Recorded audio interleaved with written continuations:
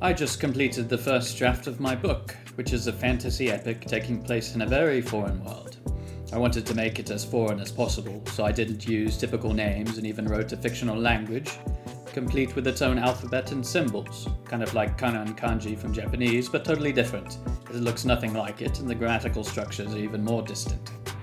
If I had to translate it into English, I'd call it where the sound is, the clicking roll of one of my fantasy race's mandibles. However, I wrote the book in English, and I feel like this is breaking the immersion when I write stuff like which is the name of one of the main characters. I get that stuff gets translated from original languages all the time, but exact meaning and subtle cultural cues often get lost in translation.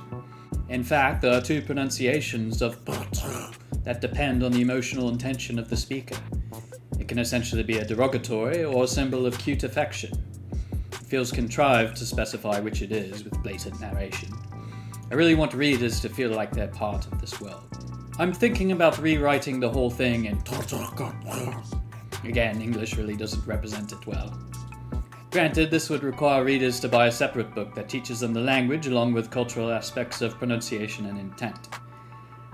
My editor says it's a fool's errand and no one will buy my book, but I think they're just trying to get a quick turn to line their pockets and don't really care about real art. What do you think?